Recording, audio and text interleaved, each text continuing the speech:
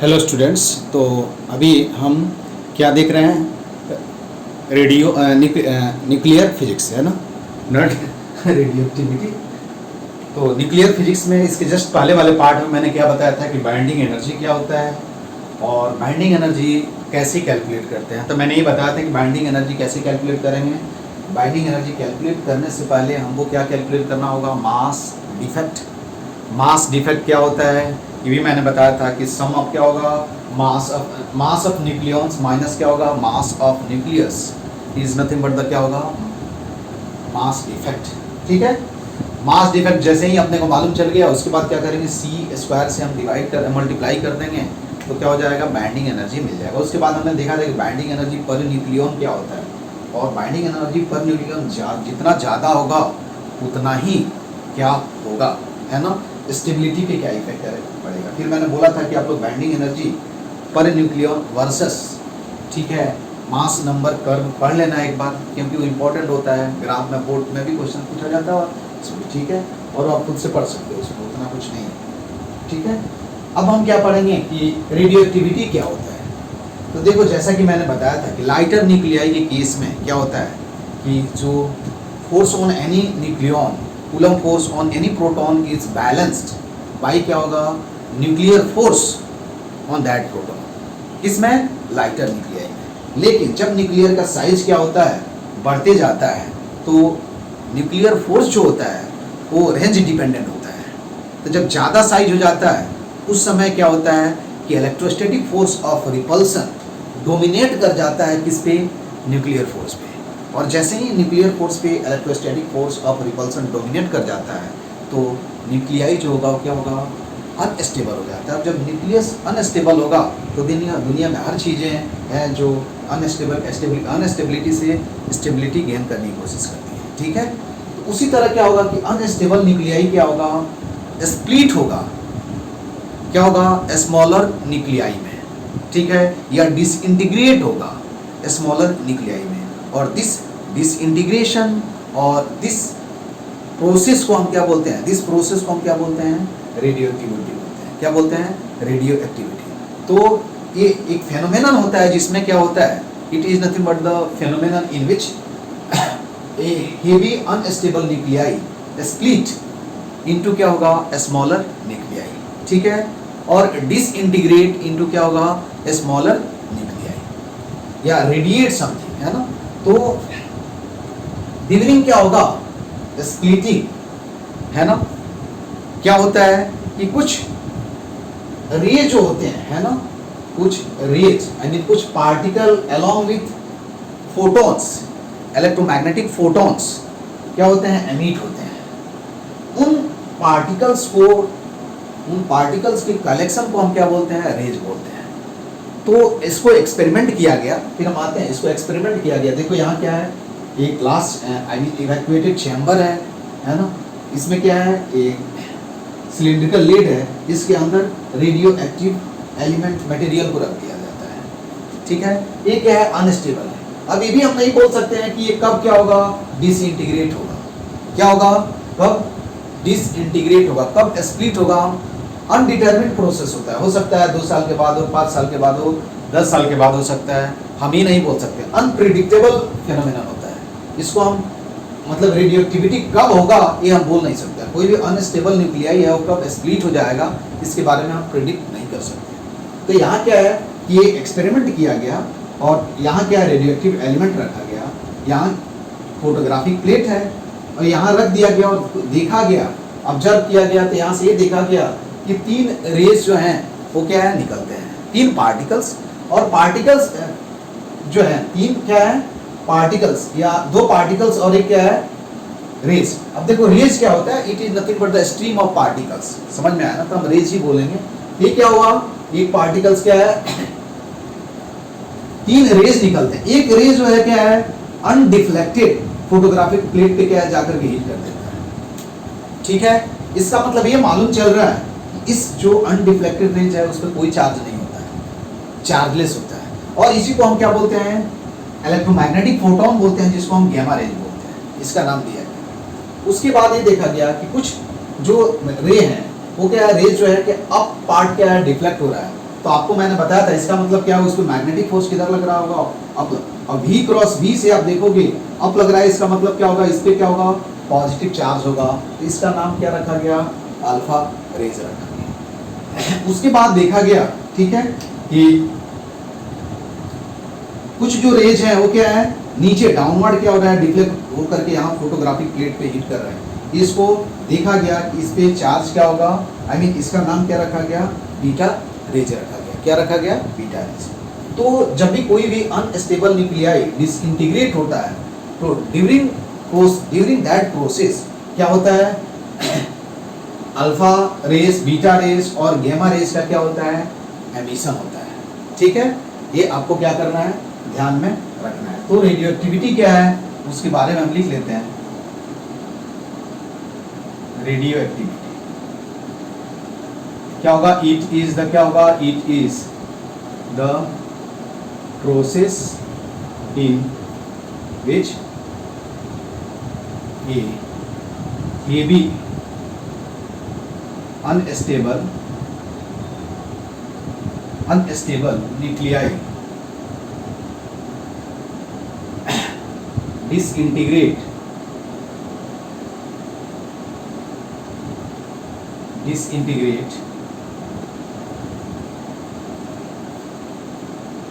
into क्या होगा, into smaller nuclei to gain, क्या होगा, gain stability। ठीक है, और क्या होगा, ड्यूरिंग रेडियो एक्टिविटी, याद रखना है, समझ में आना, ड्यूरिंग क्या होगा, during this process, during this process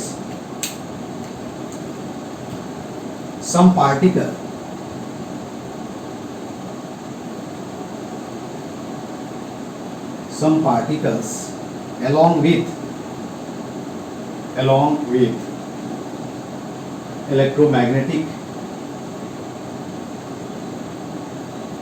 electromagnetic photons are emitted।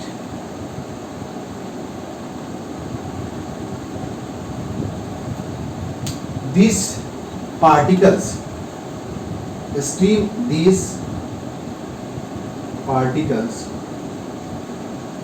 are called रे। इसको हम क्या बोलते हैं, रेज बोलते हैं। समझ में आया ना, ये बात समझ में आया कि जब भी क्या होगा, किसी भी अनस्टेबल न्यूक्लियाई, कोई भी अनस्टेबल न्यूक्लियाई होगा तो क्या होगा, डिसइंटीग्रेट होगा, स्प्लिट होगा स्मॉलर न्यूक्लियाई में, तो क्या होगा, टू गेन, क्या होगा टू गेन स्टेबिलिटी। ठीक है, क्या हो जाएगा, टू गेन स्टेबिलिटी। ड्यूरिंग क्या होगा, ड्यूरिंग दैट प्रोसेस क्या होगा, कुछ पार्टिकल्स रिलीज होते हैं जिसको हम क्या बोलते हैं, रेज बोलते हैं। ठीक है, तो एक्सपेरिमेंटली समझ में आया ना, देयर आर, मैं यहाँ डायरेक्टली लिखता हूँ। अब रेज समझ में आया ना, स्ट्रीम ऑफ पार्टिकल्स, तो there are 3 rays emitted during the, क्या होगा, रेडियो एक्टिविटी। ठीक है, यहाँ लिख लेंगे, क्या होगा, there are 3 rays emitted during disintegration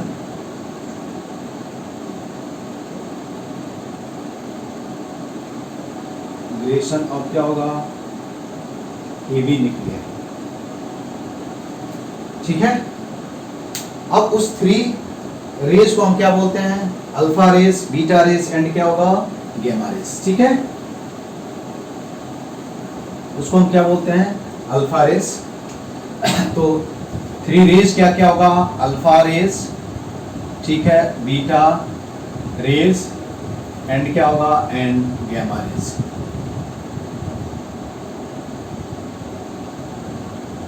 अब हम प्रॉपर्टीज पढ़ लेते हैं थोड़ा। ये एक्सपेरिमेंट समझ में आया ना कि कैसे एक्सपेरिमेंट किया गया। ठीक है, ऑलरेडी मैंने बता दिया, इसको लिख लेना। तो हम यहाँ लिख लेंगे, क्या होगा, प्रॉपर्टीज ऑफ, क्या होगा, अल्फा रेस। ठीक है। पहला क्या है कि अल्फा रेज जो है वो क्या होता है, alpha rays is stream of क्या होगा, अल्फा पार्टिकल्स, ठीक है।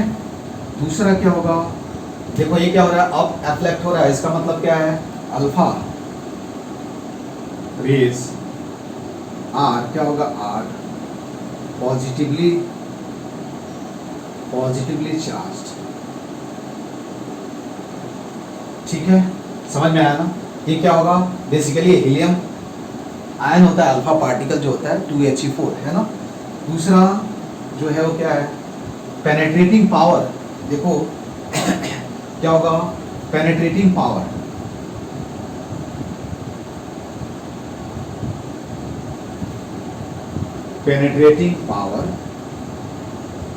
ऑफ क्या होगा, अल्फा रेज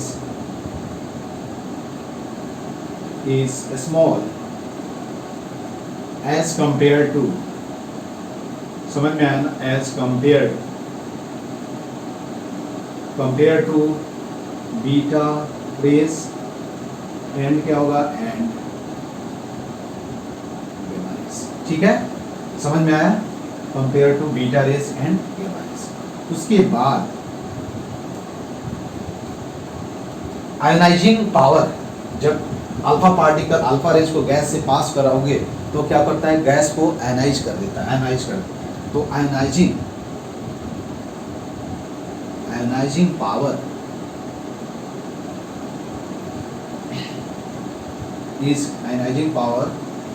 इज क्या होगा, ग्रेटर देन क्या होगा,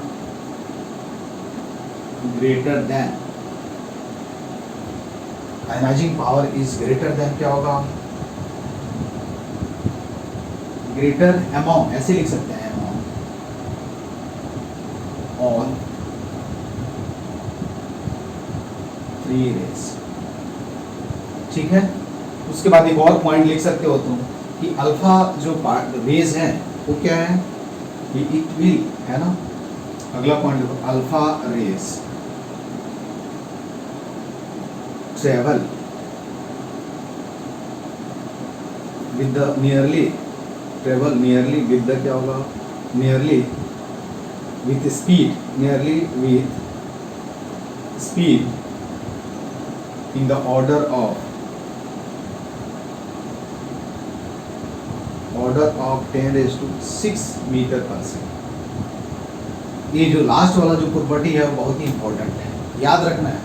ऑल अल्फा रेस या ऑल अल्फा पार्टिकल्स, यहाँ याद रखना, ऑल अल्फा पार्टिकल्स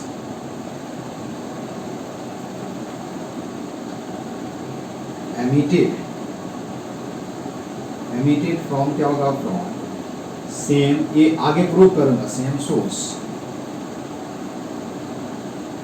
सोर्स है, same energy, same kinetic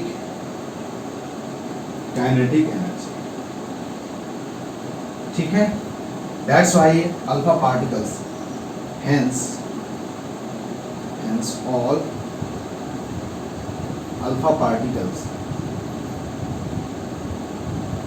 are called mono energetic। इसका नाम क्या रखा गया है, मोनो एनर्जेटिक। अभी मत बोलना कि रटना है, इसको मैं प्रूव करूंगा। वेट, जब मैं अल्फा बीटा और डी गैमा डी के पढ़ाऊंगा, आई मीन डिसइंटीग्रेशन पढ़ाऊंगा, अभी तो मैं रेज बता दे रहा हूँ कि क्या है, ठीक है। ये बात समझ में आया। उसके बाद हम आते हैं बीटा रेस। ये बीटा रेस की प्रॉपर्टी क्या होगी, तो यहां लिख लो,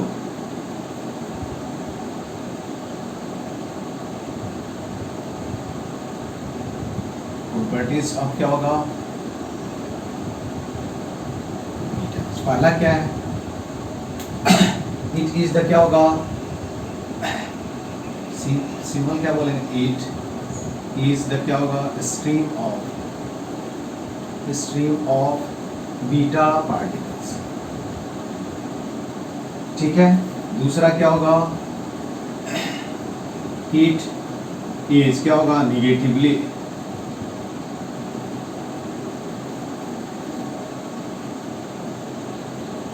चार्ज्ड, ठीक है। उसके बाद पेनेट्रेटिंग पावर जो होगा, ये इंपॉर्टेंट है, पेनेट्रेटिंग पावर इज क्या होगा, ग्रेटर देन क्या होगा, alpha rays, but smaller than क्या होगा, गामा रेस,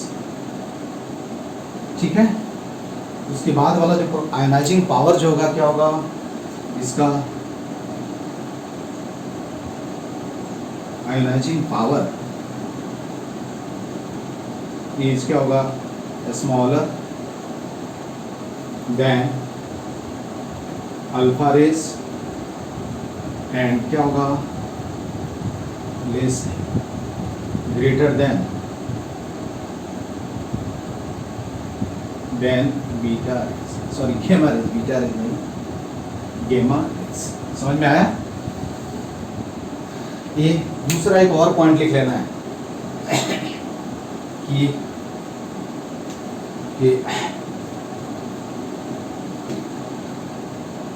उसके बाद ऑल क्या होगा, ऑल ये लिख लेना, ऑल बीटा पार्टिकल्स, आगे प्रूव करूंगा, पार्टिकल्स एमिटेड फ्रॉम क्या होगा, from same source, all beta particle emitted from the same source have different kinetic energy.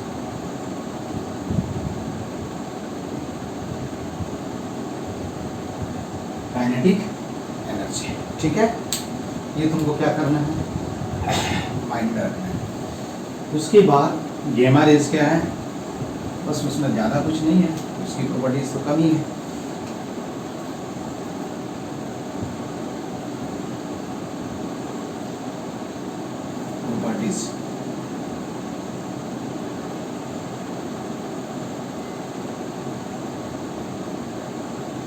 पहला क्या है, stream.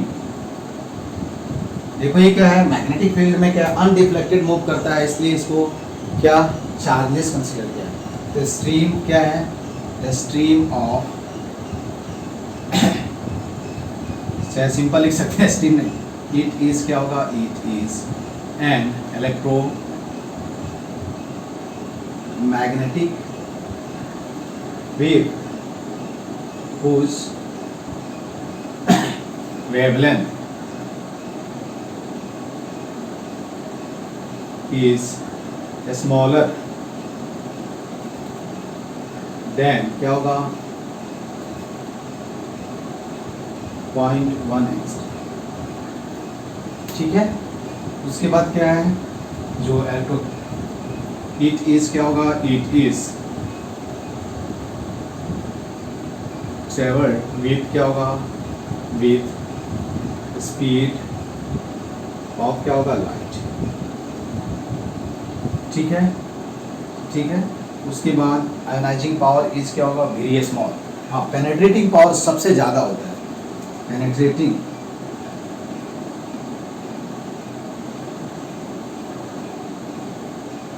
Penetrating power is largest या greatest among all three rays, all, ठीक है। उसके बाद आप लिख सकते हो कि पेनेट्रेटिंग पावर, आयनाइजिंग पावर बहुत ही कम होता है, और ये लिख लेना, इट इज क्या होगा, इट इज चार्जलेस,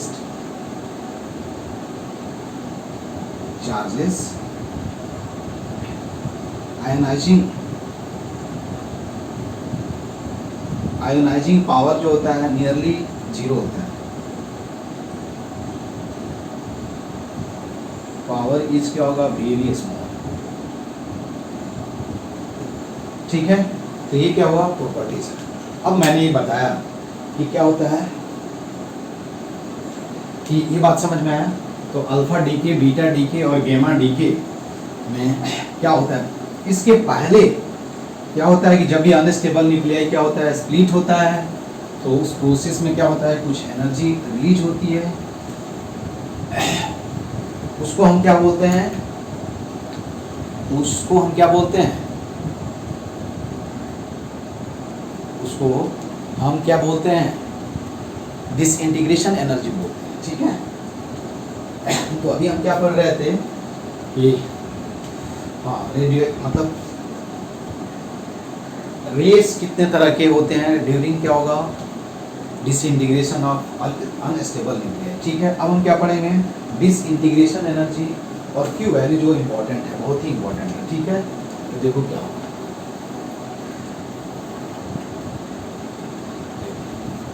डिसइंटीग्रेशन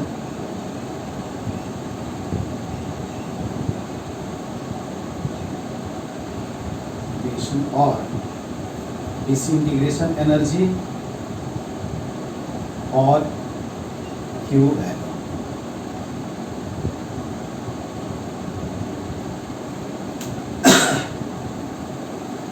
तो क्या लिखेंगे, व्हेन, देखो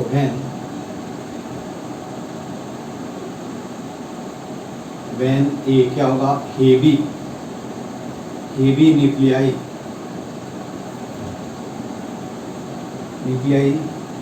disintegrate, when a heavy unstable nuclei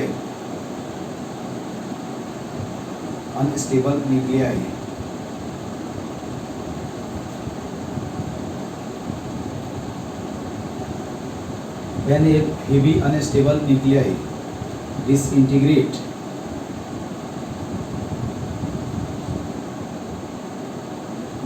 and convert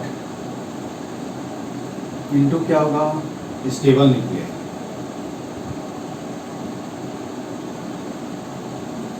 nuclei, then क्या होगा, ड्यूरिंग दिस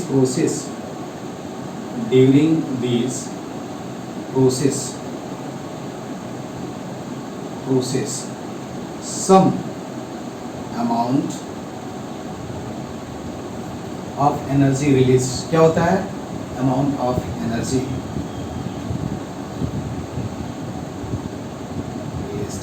समझ में आया क्या।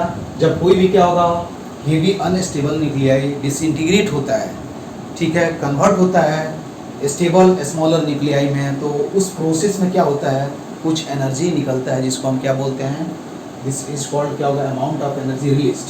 During this process some amount of energy released, this released energy,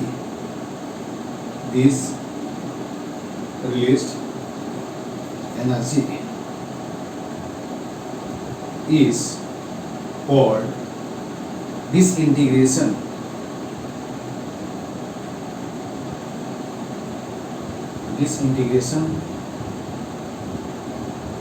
energy और क्यू वैल्यू।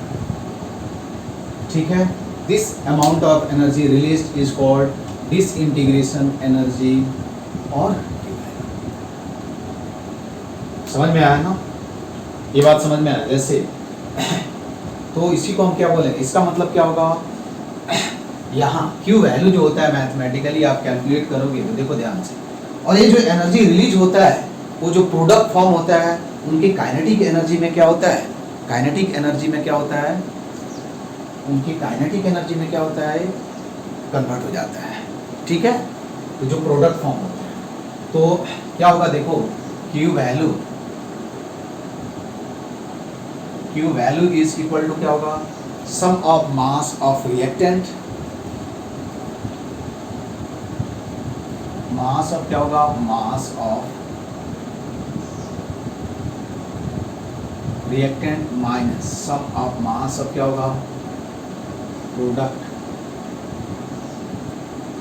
इनटू क्या होता है,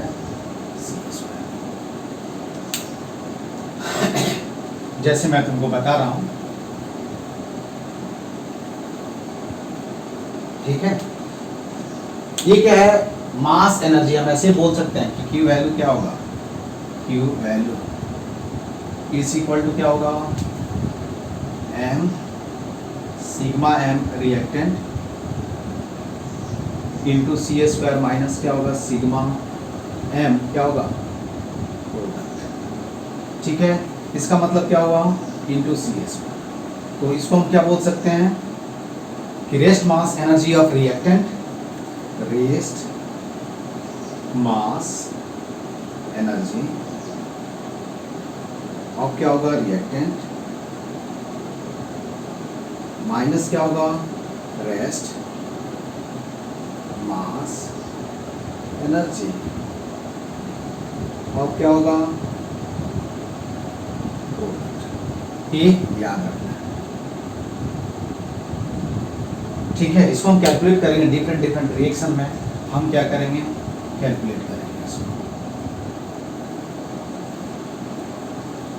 जनरली रेस्ट मास एनर्जी जो होता है उसको हम क्या चीज में मेजर करते हैं, rest mass sorry Q value जो है, rest mass I mean Q value जो है वो क्या हो। अब याद रखना है केवल कि Q value, this energy released is being shared by all the products. जो भी प्रोडक्ट फॉर्म होता है उनके द्वारा क्या होता है, ये एनर्जी जो होता है वो क्या होता है, शेयर किया जाता है। ठीक है, समझ में आया ना। तो ये याद रखना, रेस्ट मास एनर्जी अब क्या होगा, रिएक्टेंट माइनस क्या हो जाएगा, रेस्ट मास। अब यहां से ध्यान देना है कि यदि क्यू वैल्यू क्या होगा, पॉजिटिव होगा, तभी क्या होगा, डिसइंटीग्रेशन होगा, अदरवाइज क्या होगा, डिसइंटीग्रेशन नहीं होगा। ठीक है, तो यहां एक पॉइंट और लिखना है,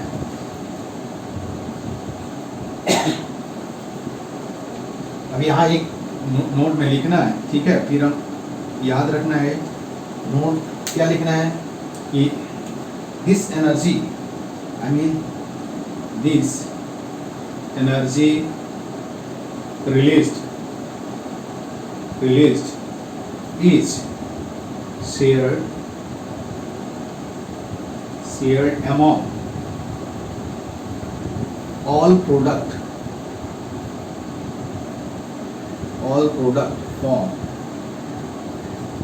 during disintegration।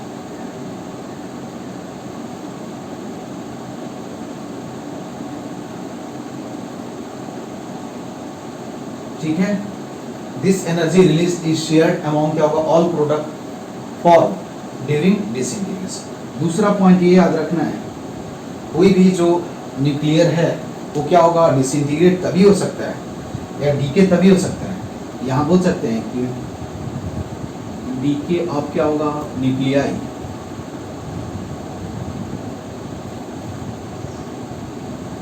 न्यूक्लियाई इज क्या होगा, possible only if Q value is क्या होगा, पॉजिटिव। हम देखेंगे, ठीक है, only Q value is क्या होगा, पॉजिटिव।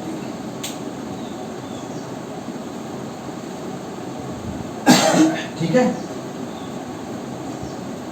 अब क्या होगा, पेरेंट्स जनरली क्या होगा,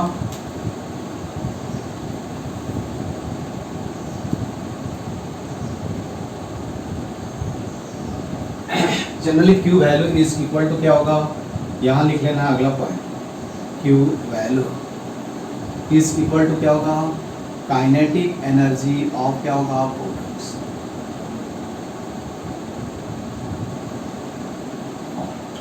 ठीक है, अब ये आपको याद रखना है कि केवल एक्सोथर्मिक एनर्जी जिसमें रिलीज होता है उसको हम क्या बोलते हैं, एक्सोथर्मिक। एंडोथर्मिक रिएक्शन होता है तो उसमें आपको उस टाइप की रिएक्शन को कराने के लिए कुछ मिनिमम एनर्जी देना पड़ता है, जिसको हम क्या बोलते हैं, थ्रेशोल्ड एनर्जी बोलते हैं, जो आगे हम पढ़ेंगे इसमें। ठीक है, समझ में आया। तो ये क्या करना है, आपको ध्यान में रखना है कि क्वेश्चन जैसे हम देखेंगे, ठीक है,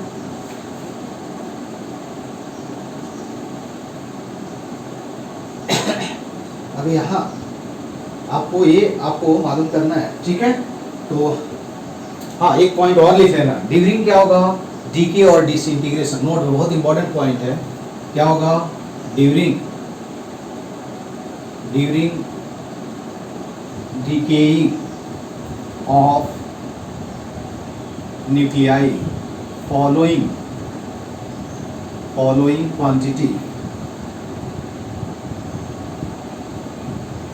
क्वांटिटी रिमेन कंजर्व। ठीक है, क्या क्या पहला जो पॉइंट है चार्ज जो होगा क्या होगा, ये बाद में भी बताऊंगा, लेकिन यहाँ अभी आप ये कंसीडर कर लो क्या, चार्ज मास, ठीक है, चार्ज, दूसरा क्या है मास, है ना, energy, linear momentum, nuclear reaction में भी ये मोमेंटम, और जो एंगुलर मोमेंटम याद रखना है।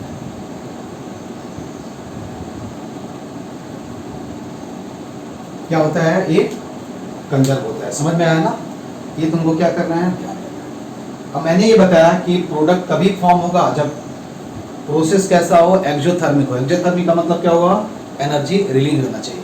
एंडोथर्मिक होगा तो अपने से स्प्लिट नहीं होगा, डीके ही नहीं होगा। उसको एक्सोथर्मिक रिएक्शन को कराने के लिए, हमें इनिशिएट करने के लिए, शुरू करने के लिए आपको कुछ मिनिमम एनर्जी देनी पड़ेगी, जिसको हम क्या बोलते हैं, थ्रेशोल्ड एनर्जी बोलते हैं, जो हम बाद में पढ़ेंगे। ठीक है, तो ये आपको क्या करना है, ध्यान देना है। अब हम आते हैं,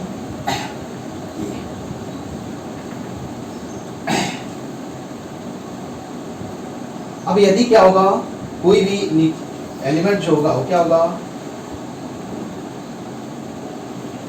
अब क्या होगा, देयर आर 3 टाइप ऑफ क्या होगा, रेडियो एक्टिव डीके, जैसा कि मैंने बताया था, रेडियो एक्टिव डीके 3 टाइप के होंगे। ठीक है, देखो क्या होगा,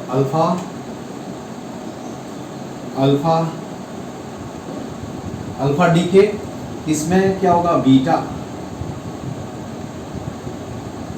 डीके में इसमें क्या होगा, 3 तरह के होंगे। एक क्या होगा, बीटा प्लस डीके, उसके बाद क्या होगा, बीटा माइनस डीके, एंड के कैप्चरिंग और इलेक्ट्रॉन कैप्चरिंग इसको बोलते हैं।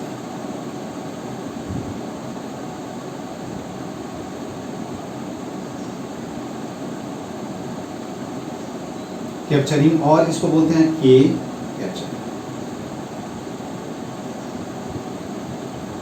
और दूसरा होगा क्या होगा, गैमा डीके। ठीक है, तो 1 बाय 1 क्या करेंगे, हम इसमें पढ़ेंगे, और Q वैल्यू क्या करेंगे, याद रखना है कि Q वैल्यू क्या होगा, तभी पॉसिबल है। याद रखना कि कोई भी प्रोडक्ट तभी फॉर्म होगा जब Q वैल्यू क्या करो, Q वैल्यू कैलकुलेट कर लो, और Q वैल्यू यदि क्या आ जाए, पॉजिटिव आ जाए, तो प्रोडक्ट पॉसिबल है कि फॉर्म होगा, अदरवाइज क्या होगा, फॉर्म नहीं होगा। ठीक है, तो रेडियो एक्टिव डीके का मतलब क्या होगा, समझ में आया कि कोई भी क्या होगा, अनस्टेबल न्यूक्लियाई जो होगा, इस पार्टिकल को क्या करेगा, एमिट करेगा, और क्या होगा, स्टेबल न्यूक्लियाई में क्या होता है, कन्वर्ट हो जाता है। ठीक है, तो 1 बाय 1 हम क्या करेंगे, देखेंगे। अब अल्फा डीके, ठीक है, देखो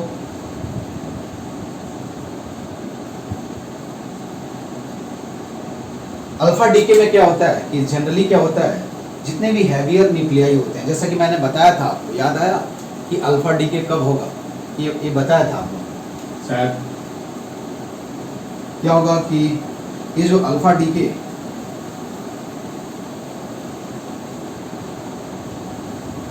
टेक प्लेस ओनली इन क्या होगा, हेवी न्यूक्लियाई, होल्स क्या होगा, होल्स, मास नंबर, ठीक है, मास नंबर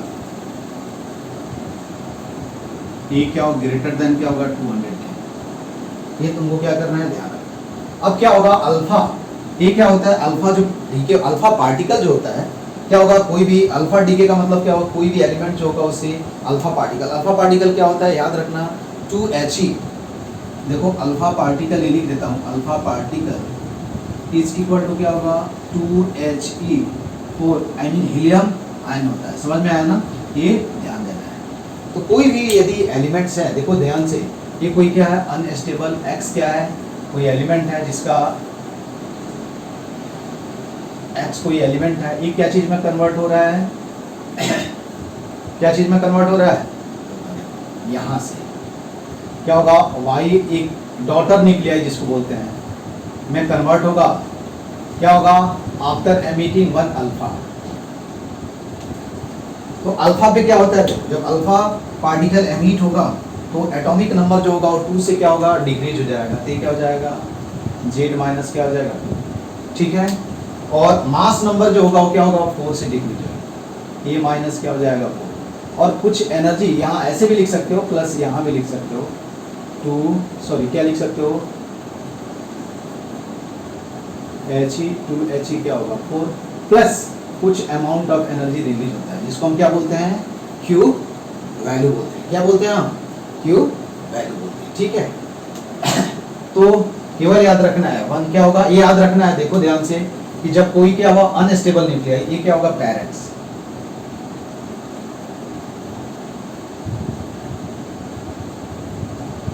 और इसको क्या बोलते हैं daughter.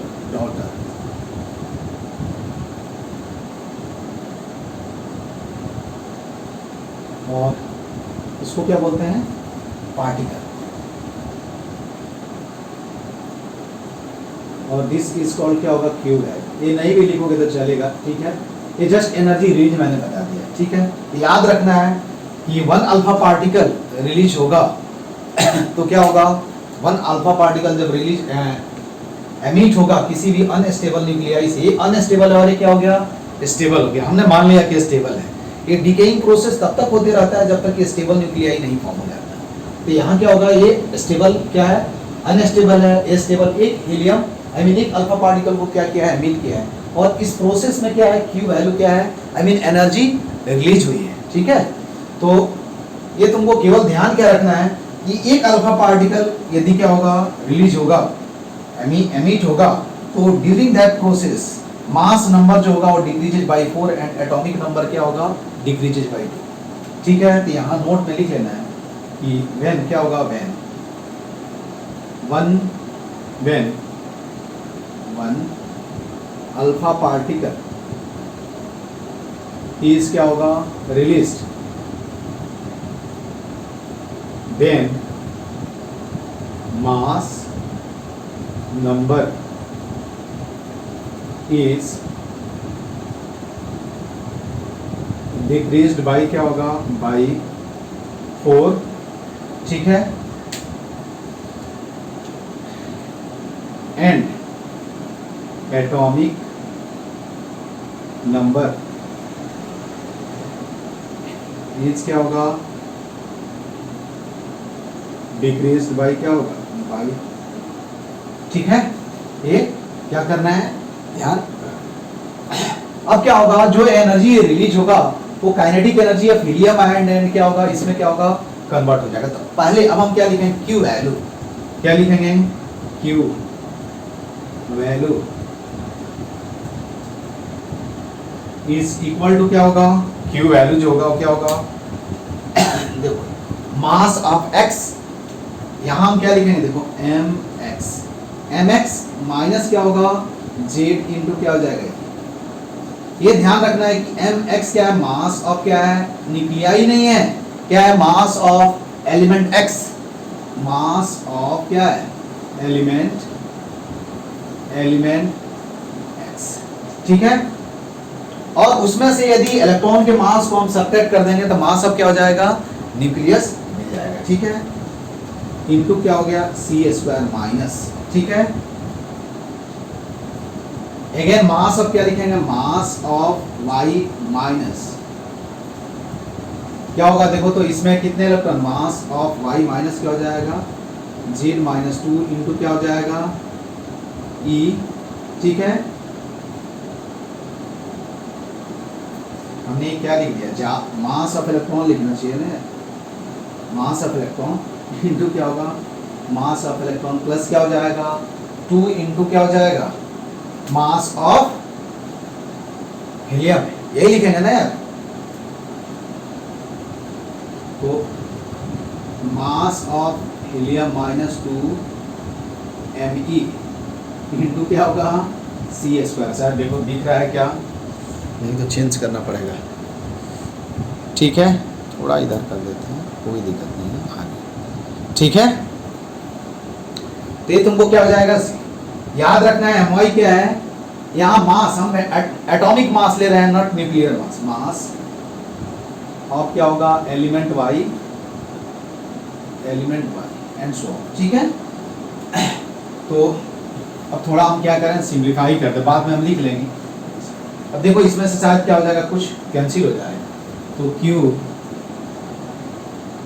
Value is equal to क्या होगा mx माइनस क्या हो जाएगा my माइनस he इंटू क्या हो जाएगा C²। अब देखो ये कैंसिल हो रहा है क्या, ये देखना है, ये शायद कैंसिल हो जाएगा। ठीक है, सब ये कैंसिल हो जाएगा, केवल ये बच जाएगा। इसको देखो कैलकुलेट कर, तो ये केवल क्या लिख रहा हूं, देखो यहाँ mx क्या है, मास ऑफ क्या होगा एलिमेंट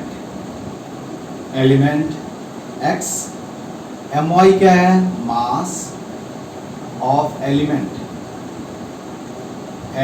y, और मास ऑफ क्या है mass of helium He into C²। ठीक है, यही हमने क्या लिख दिया, Q वैल्यू लिख दिया। ये दिस इज कॉल्ड क्या होगा रेडियो एक्टिव पार्टिकल।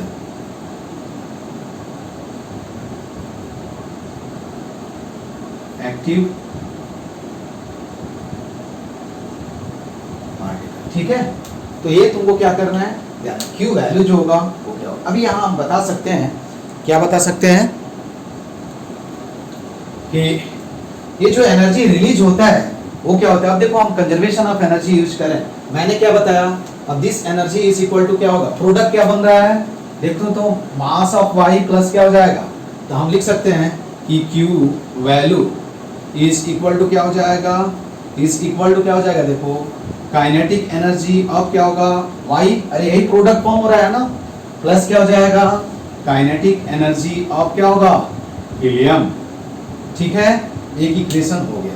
और मैंने अभी थोड़े पहले बताया था कि ड्यूरिंग दिस प्रोसेस क्या होता है एनर्जी सॉरी मोमेंटम क्या होगा कंजर्व होगा। तो हम क्या लिखेंगे मास ऑफ क्या होगा मास ऑफ He इंटू क्या होगा और मोमेंटम कंजर्व, देखो तो P He is equal to क्या होगा Py, क्यों, क्योंकि इनिशियली ये न्यूक्लियाई क्या है रेस्ट में है, तो इनिशियल मोमेंटम क्या ऐसे लिख सकते हैं, क्या लिखेंगे, समझ में आया ना, डायरेक्ट मैं लिखूं चलेगा, अरे रेस्ट में है तो इनिशियल मोमेंटम 0, तो फाइनल मोमेंटम भी क्या होगा 0 होगा। क्यों, क्योंकि during decaying process external force क्या है, कोई एक्सटर्नल फोर्स नहीं लग रहा है, तो हम यहाँ लिख सकते हैं एक होगा तो P He is equal to क्या होगा Py, सही है। और एक और भी हम रिलेशन जानते हैं कि kinetic energy of y is equal to क्या होगा Py² upon 2my, kinetic energy of क्या होगा अल्फा। ठीक है, या हीलियम मैंने लिखा, अल्फा पार्टिकल भी लिखा, यहाँ लिख लो अल्फा, समझ में आना सबसे अच्छा है अल्फा। ठीक है, इज इक्वल टू क्या होगा P अल्फा लिख लो सबसे अच्छा, P alpha P² alpha upon 2 क्या 2m। ठीक है, समझ में आया ना, ये अल्फा है।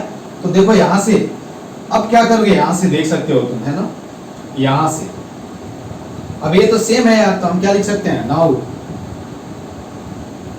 फ्रॉम क्या होगा फ्रॉम सेकेंड क्या हो जाएगा Q वैल्यू, या Q भी लिखेंगे यार, हर जगह वैल्यू नहीं लिखेंगे, Ke क्या होगा देखो तो Py² अपॉन क्या हो जाएगा 2my प्लस क्या हो जाएगा P अल्फा² अपॉन क्या होगा 2m। ठीक है, सही लिखा क्या। अब देखो ऑटोमेटिक बहुत अच्छा रिजल्ट आएगा, जो मैंने बताया था ना कि ऑल जो अल्फा पार्टिकल्स होते हैं वो क्या होते हैं मोनो एनर्जेटिक होते हैं, ऐसा क्यों, यहाँ से तुमको मालूम चल जाएगा। और एक इंपॉर्टेंट रिजल्ट भी मिलेगा। समझ में आया ना? तो देखो हम क्यू वैल्यू नहीं लिख करके क्या इसको क्यू वैल्यू क्यू ही बोलते हैं यार, तो डायरेक्ट हम क्या करेंगे, देखो क्यू इज इक्वल टू क्या हो जाएगा, ये तो सेम है यार, तो हम लिख सकते हैं पी स्क्वायर, ठीक है, अल्फा इंटू क्या लिख सकते हैं बाई टू इंटू क्या लिखेंगे, देखो 1 अपॉन क्या होगा एम अल्फा प्लस क्या हो जाएगा 1 अपॉन क्या होगा एम वाई। ठीक है, अब यहां से हम लिख सकते हैं, देखो Q इज इक्वल टू क्या लिखेंगे P स्क्वायर अल्फा अपॉन क्या होगा 2m अल्फा इंटू, समझ में आया ना? यहाँ हम ये भी लिख सकते हैं 1 प्लस m अल्फा अपॉन क्या होगा m वाई। सही लिखा क्या? ये क्या होगा काइनेटिक एनर्जी हो गया, तो यहाँ से लिख सकते हैं kinetic energy K alpha is equal to क्या होगा Q m वाई अपॉन क्या हो जाएगा, देखो 1 प्लस या ऐसे रखो Q क्या हो जाएगा Q, हाँ क्या लिखेंगे m वाई अपॉन क्या होगा m वाई प्लस क्या होगा m।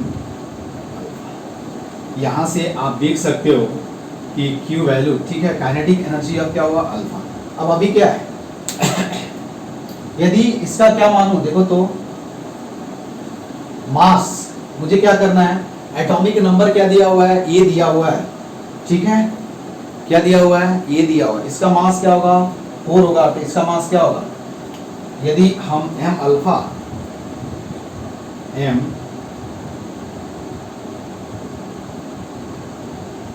m alpha is equal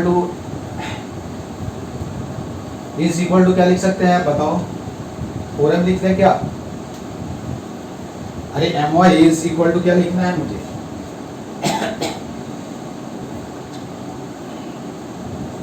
यहाँ हमने कुछ गलत किया क्या, क्यू वैल्यू हमने सही लिखा है, हमने मास ऑफ हीलियम, कुछ मेरा उल्टा आ रहा है क्या, इधर हमने कुछ गलत कर दिया क्या,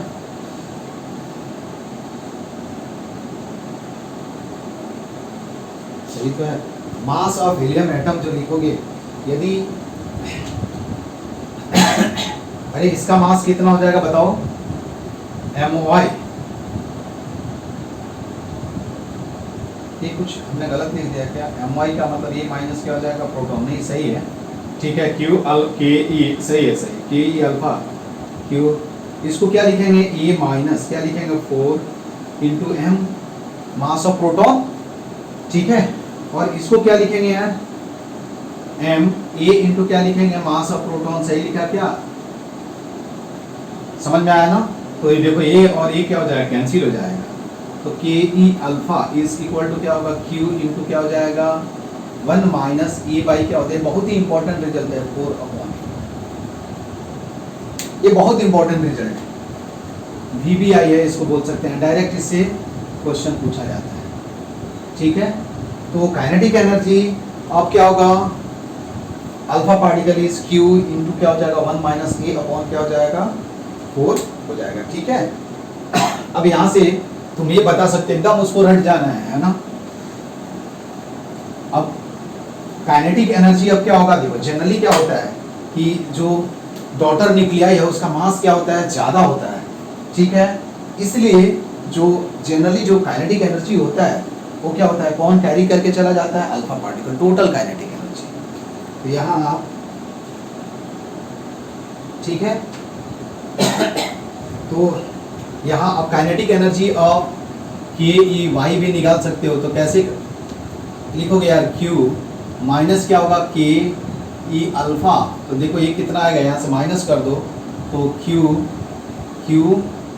4 अपॉन 4 क्यू अपॉन क्या हो जाएगा, ये आएगा ना यार, देखो यहाँ से मल्टीप्लाई इसको माइनस कर दो, ये देखो K E Y is equal to क्या होगा 4 क्यू अपॉन क्या होगा, अब ये जो क्या है उसके रिस्पेक्ट में क्या होगा, नियरली क्या होगा, अब देखो जितने भी अल्फा पार्टिकल्स होंगे, देखो अल्फा पार्टिकल की काइनेटिक एनर्जी क्या चीज पे डिपेंड कर रहा है, ए और क्यू पे, दो ही चीज पे। ए यदि हम मैंने क्या बताया था कि सोर्स सेम रख दें तो क्यू का वैल्यू भी क्या हो जाएगा, सेम हो जाएगा, और इसलिए जितने भी अल्फा पार्टिकल्स रिलीज होंगे उनकी एनर्जी जो होगी वो क्या होगी, सेम होगी, ठीक है, क्या होगी, सेम होगी। That's why it is called alpha particle is called क्या होगा, अल्फा पार्टिकल इज कॉल्ड क्या होगा, मोनो एनर्जेटिक। ठीक है, तो आज की क्लास में बस इतना ही। इसके आगे क्लास में हम पढ़ेंगे क्या कि बीटा गामा एमिशन और फिर डिसइंटीग्रेशन डी के लॉ के बारे में पढ़ेंगे। ठीक है, तो आज की क्लास में बस इतना ही। Okay, thank you.